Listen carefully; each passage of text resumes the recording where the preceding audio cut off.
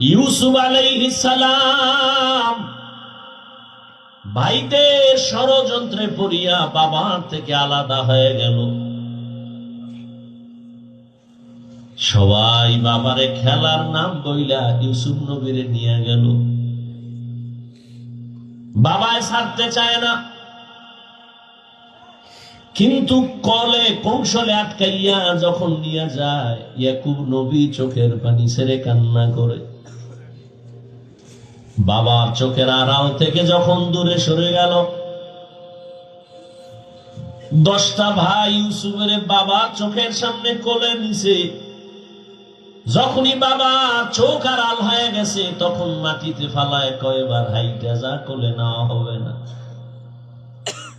নিতে নিতে জঙ্গলের ভেতরে এক ভাই মারে, আর এক ভাইরে কয়বার তুই মার। ওই ভাইদের মধ্যে যিনি বড়, তার নাম ইয়াহুদা। বড় ভাই কয়, ওরে মারিস না, ও ছোট মানুষ, ওরে মারিস না। ইউসুফ বড় ভাইয়ের দিয়ে তাকায় আর কাঁদে। ওরা মারে আর কয়, তোরে এখন মারতেছি, তোর কোন বাবায় ফিরাবে?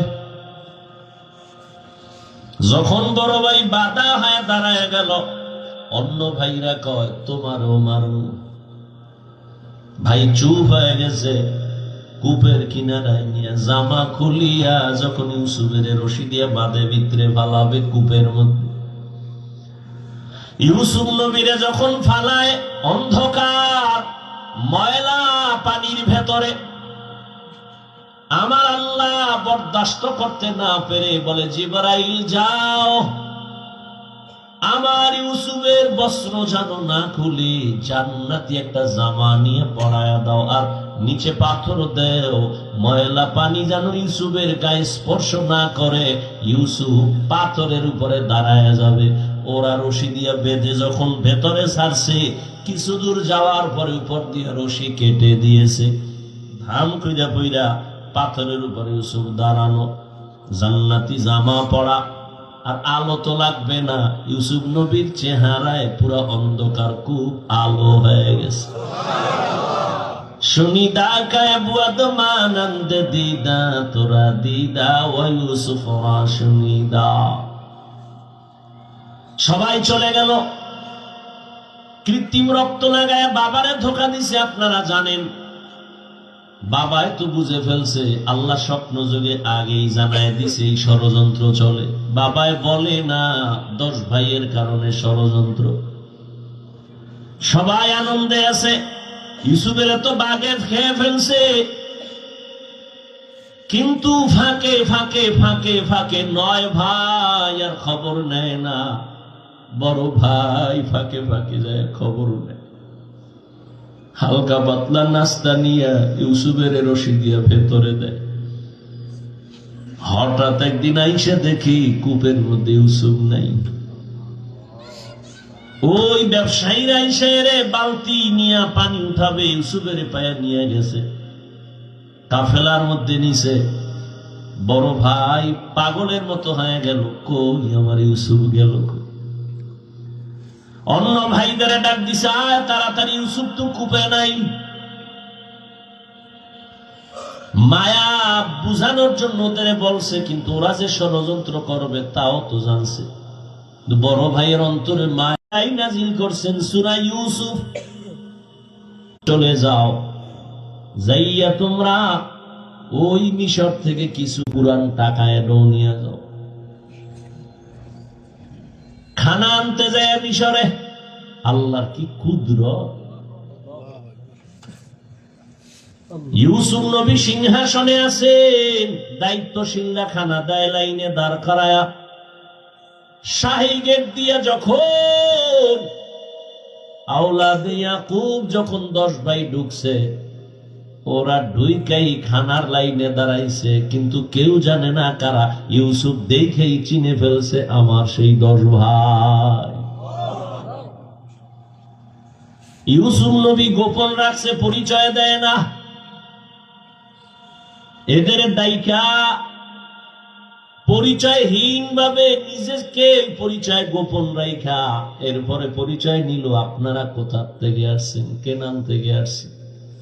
আপনাদের আব্বার নাম কি? বলে আব্বার নাম ইয়াকুব। বলে আপনাদের আব্বা কেমন আছে? বলে ভালো। অনেক ভালো। হ্যাঁ, তবে একটা ভাই আমাকে হারায় গেছে। তাই নাকি? বলে হ্যাঁ।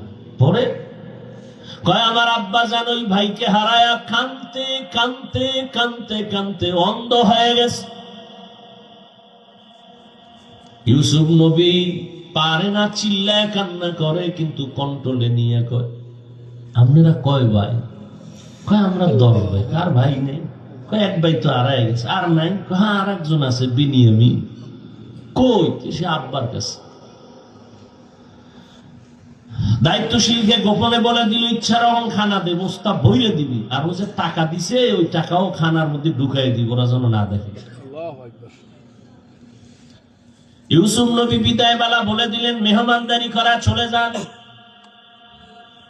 খানা তো বেশি দিন থাকবে না, শেষ হইলে আবার আসবেন।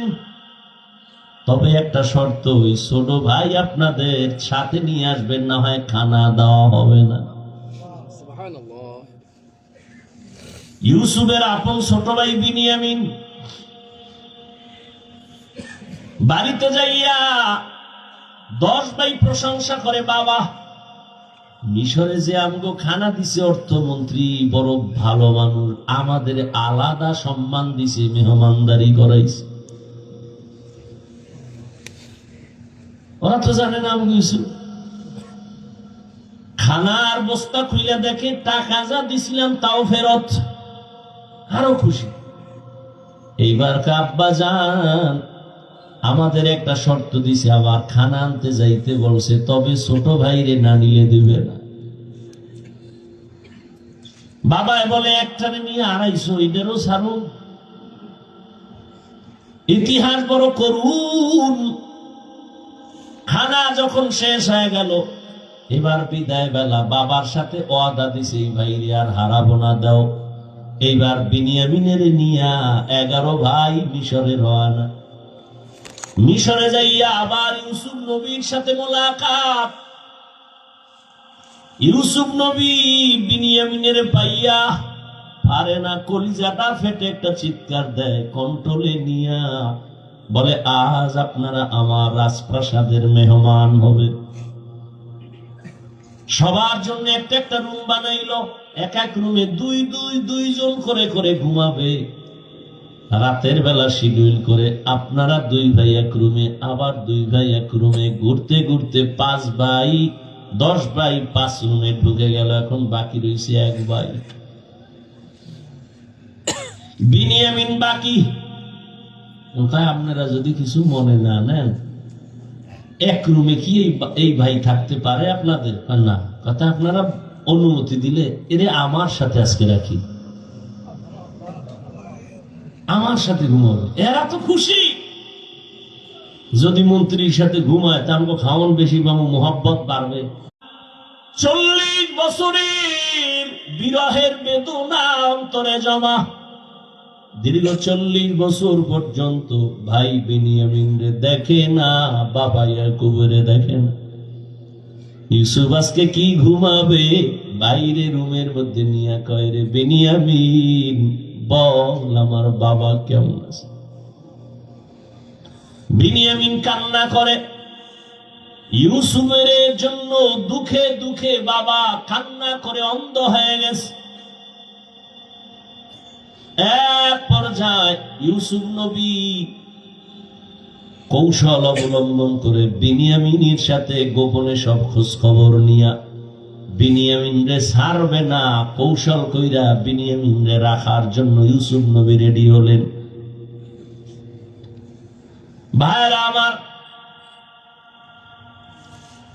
10 বাইরে আবার খানা দিয়া বিদায় করেছেন। ইউসুফ নবী বিনিয়ামিনকে রেখে দিলেন। নিয়ম অনুযায়ী একটা কৌশল করেছেন, ওটি বলার সময় নাই। শেষ পর্যায়ে পরিচয় ইউসুফ দিয়া কয়, আমারে চিনবা না, আমি তোমাদের সেই হারানো ভাই ইউসুফ।